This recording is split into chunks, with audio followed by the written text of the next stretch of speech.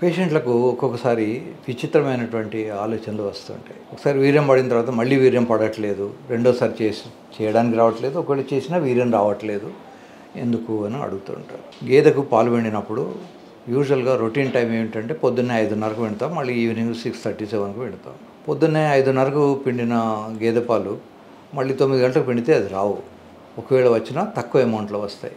ఒకసారి సెమెన్ బయటకు వచ్చిన తర్వాత మళ్ళీ సెమెన్ ప్రొడక్షన్ వచ్చి అది సెమినల్ వెసికల్స్ అనే ఒక ప్లేస్లో స్టోర్ అయ్యి అక్కడ స్పర్మ్స్ మెచ్యూర్ అయిన తర్వాత బయటకు వస్తుంటాయి. మనం అనుకునేటువంటి సెమెన్ నిండా స్పర్మ్స్ ఉండవు, దాంట్లో రకరకాలైనటువంటి సీక్రెషన్స్ ఉంటాయి. ఈ ప్రాస్టేట్ గ్రంథిలో ఉన్నటువంటి సీక్రెషన్స్, ఈ యురెత్రాలో ఉన్న సీక్రెషన్స్, పారాయూరెత్రల్ గ్లాండ్స్ నుంచి వచ్చే సీక్రెషన్స్ అన్నీ కలిసి సెమెన్గా బయటకు వస్తుంది. దీంట్లో స్పర్మ్స్ కూడా ఉంటాయి. స్పర్మ్స్ కాకుండా మిగతా ఫ్రక్టోజ్ వగేరా ఉంటుంది. ఎవరికైతే సెమెన్లో అసలు కణాలు ఉండవో దాన్ని అజోస్పర్మియా అంటారు, కణాలు తక్కువ ఉంటే అలిగోస్పర్మియా అంటారు. ఎవరికైతే సెమెన్లో ఫ్రక్టోజ్ ఉండదో, ఒకవేళ అజోస్పర్మియా కణాలు కూడా ఉండవు, ఫ్రక్టోజ్ కూడా ఉండదు అంటే యూజువల్గా ఇజాక్యులేటరీ డక్ట్ అబ్స్ట్రక్షన్ అనే ఒక కండిషన్ అయి ఉండొచ్చు. ఆ ఇజాక్యులేటరీ డక్ట్ అబ్స్ట్రక్షన్ కనుక ఉంటే మనకు క్లినికల్గా కూడా టెస్టిస్ కొంచెం ఫుల్గా పడుతుంది, తర్వాత ఎపిడైడమిస్ ఫుల్ అనిపిస్తూ ఉంటుంది. ఇవన్నీ మనం చేత్తో ముట్టి చూసుకోవచ్చు. ఇజాక్యులేటరీ డక్ట్ అబ్స్ట్రక్షన్ కనుక మనం చిన్న సర్జరీ, కోతా కుట్లు లేకుండా స్కోప్ ద్వారానే పైన ఓపెన్ చేసి పెడితే అది ఓపెన్ అవుతుంది. అప్పుడు లోపల ఉన్నటువంటి సెమెన్ బయటికి వచ్చే అవకాశం ఉంటుంది. సో అజోస్పర్మియా 2 రకాలు, అబ్స్ట్రక్టివ్, నాన్ అబ్స్ట్రక్టివ్. అబ్స్ట్రక్టివ్ వాటికి మాత్రమే మనం చెప్పినటువంటి సర్జరీ ఉంది. నాన్ అబ్స్ట్రక్టివ్ వాటికి మనం సర్జరీ చేసినా లాభం లేదు.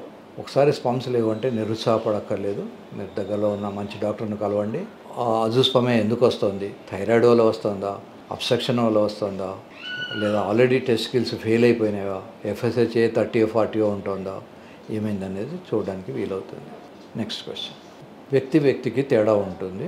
ఒకసారి వీర్యం పడిన తర్వాత మళ్ళీ వెంటనే అంగం గట్టిపడకపోవచ్చు, దాన్ని రిఫ్రాక్టరీ పీరియడ్ అంటారు. ఈ రిఫ్రాక్టరీ పీరియడ్ రకరకాల తేడాలు ఉంటాయి.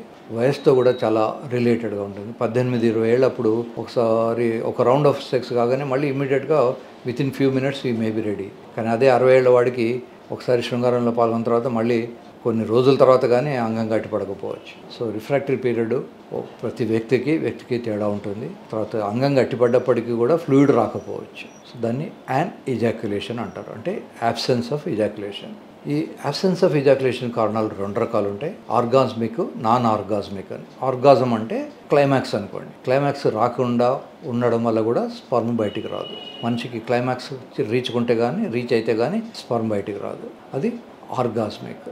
అన్ఆర్గాస్మిక్ అంటే ఆర్గాజంతో లింక్ లేదు, అతనికి ఆర్గాజం వస్తుంటుంది కానీ ఇది బయటికి సెమెన్ రాకపోవచ్చు. ఆర్గాస్మిక్, అన్ఆర్గాస్మిక్ అని 2 రకాలైనటువంటి ఇజాక్యులేటరీ డిఫికల్టీస్ ఉంటాయి. ఈ ఇజాక్యులేషన్, యాన్ ఇజాక్యులేషన్ ఆర్గాస్మికా, నాన్ ఆర్గాస్మికా అనేది చూడాలి. దీనికి ఎరెక్షన్కు ఉన్నటువంటి మంచి మందులు గొప్పవి, ఫేమస్ ఇవి ఇంతవరకు ఇంకా రాలేదు.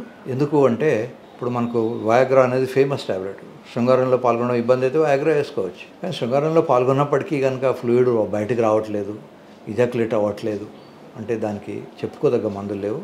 సైప్రోహెప్టిడిన్ అనే ఒక రకమైనటువంటి టానిక్ ఉంటుంది, దానివల్ల ఇమిప్రమిన్ అనే ఇంకొక ట్యాబ్లెట్ కూడా ఉంటుంది. వీటి వల్ల కొంచెం ఇజాక్యులేషన్ అయ్యే అవకాశం ఉంటుంది.